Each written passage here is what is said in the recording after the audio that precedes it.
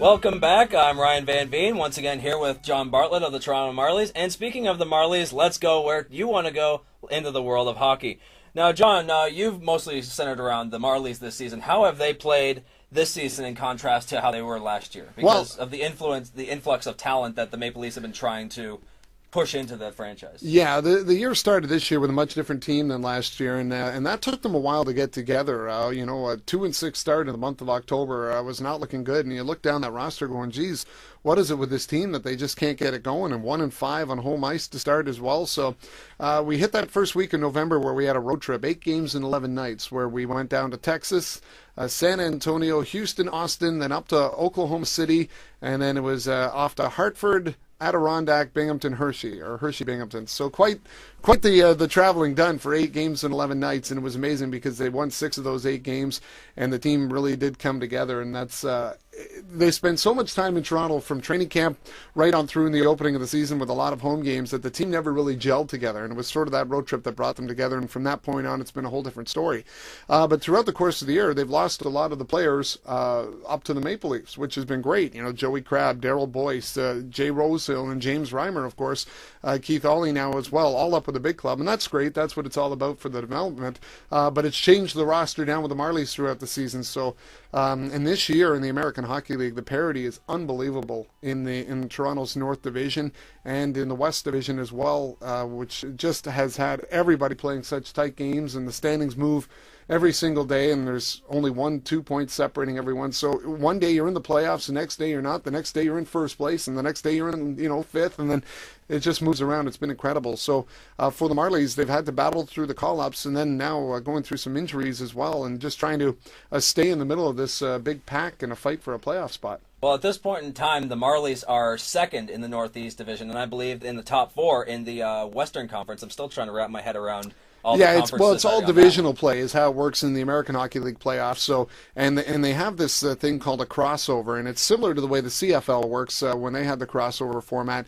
Basically, what it is they have 30 teams, but only 4 divisions. So, on the Western Conference side, one division has 7 teams, the other has 8. So, if Toronto's in the North, they have 7. The West Division has 8. So, if 5th place in the West has more points than 4th in the North, they'll cross over, and right now they do. I believe it's the Chicago Wolves that hold that spot right now. So for the Marlies, their goal is to finish top 3 in the North Division, and that'll be a guaranteed playoff spot. If they're in that 4th spot, no guarantee whatsoever what might happen. So it's sort of the old days of the NHL, where you used to have the Adams Division and the Norris Division and the divisional playoffs that way. The AHL is still set up that way, just with the crossover format.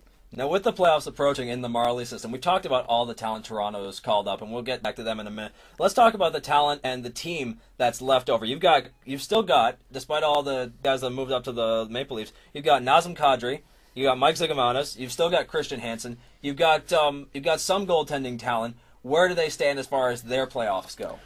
Well, I think, first of all, goaltending. Goaltending's been incredibly deep in the organization this year with Toronto, and to see James Reimer up and be as successful as he has been, that's been outstanding, and no surprise there. He's an unbelievable goaltender and a great character as well. But with that opportunity, Jussi Runas was playing really well in November. He had a bad start to the season, got on fire in November, and then has slipped ever since, and he broke his finger a couple of weeks ago, so he's been out, and that's really opened the door for Ben Scrivens, who I think is sort of the one that you didn't hear too much about through training camp as sort of a number 3 guy, but he's really stepped in and taken that number 1 role coming out of Cornell University, and I think he's a really solid goaltender. I think he'll be able to do some good things for the Marlies down the stretch as he has and into the playoffs.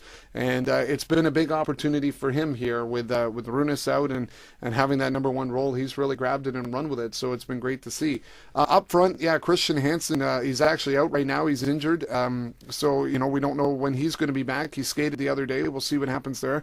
Still missing Marcel Mueller as well up front. Luka Caputi hasn't played since December. He might get back in by the weekend. So you're relying more on guys like Mike Zigomanis and Nazem Kadri to not only score more, but carry more ice time.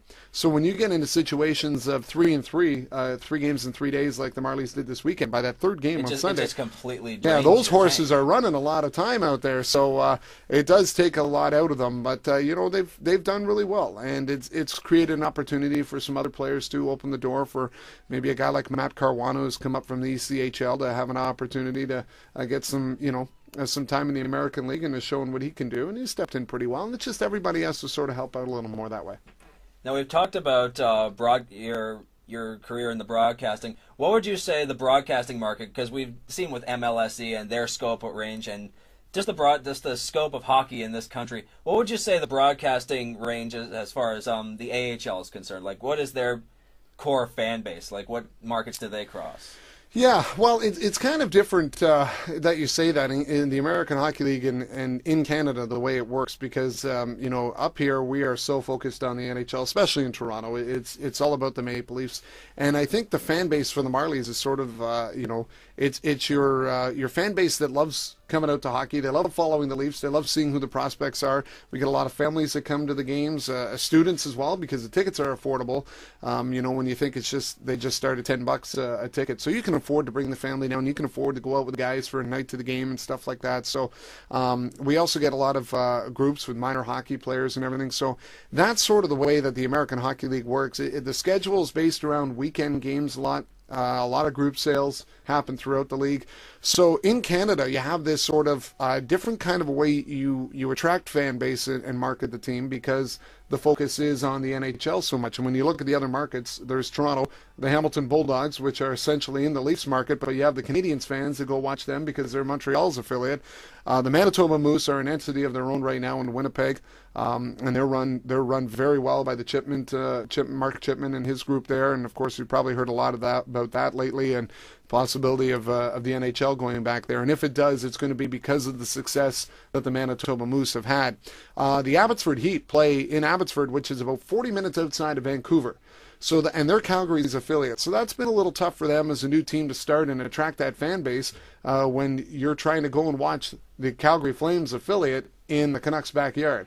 So it's kind of really different that way. Oklahoma City and Binghamton are the Senators and Oilers affiliates. So they're down in the States. They can run it a little differently down there. So in the Canadian market, it's a little different how you approach the fan base.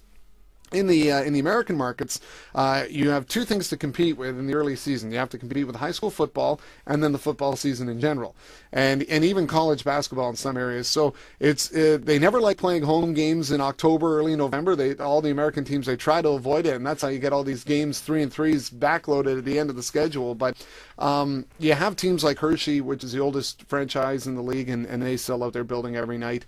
It's sort of it's a staple of hockey down there when it comes to the Bears, and markets around like that in Wilkes-Barre and Providence and out in the east where they sort of are a little more established markets.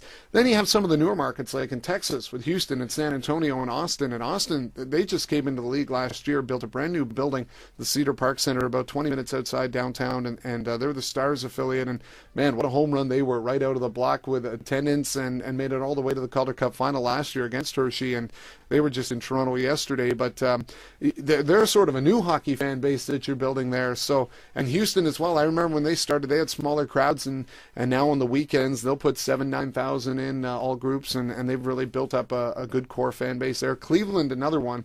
The Lake Erie Monsters, when they were the Cleveland Barons the first year that the Marlies were in the league, they were the San Jose Sharks affiliate, and they played in the Quicken Loans Arena, which is the Cavaliers building, but there was no connection with the ownership or anything. They were just a tenant that rented. And it was awful. I remember the last game there were 250 people in the stands. Now they're owned by the Cavaliers, marketed, shared together as the Lake Erie Monsters, and they'll put 12,000 in on a Saturday night, and Friday nights is Dollar Dog, Dollar Soda night, and they pack them in. And so it's great. And it's just all sort of niche marketing depending where you are, but it's a really sort of different fan base depending where you are in the American Hockey League, which makes it unique and interesting. Well, just before we go to our next segment, it's funny because our next segment is on the Toronto Maple Leafs, and it's funny the way you described the early season for the Toronto Marlies, because if you look at the way the Leaf season began compared to theirs, it is exactly the flip side. The Leafs started out 4 straight games. I was so happy. I knew they would still struggle, but at least finally we're out of the gate. And then both teams kind of flip-flopped. So maybe the Leafs should have called up a lot more prospects beforehand, but especially with a guy like Reimer, you got... you can't say enough about this guy. No, you can't. And the fact that this franchise is built from the goalie position, we're going to be elaborating on this a lot in the coming seconds. So stay tuned, because we're going to be right back in a minute. We're going to have more with John Bartlett on the Toronto Maple Leafs.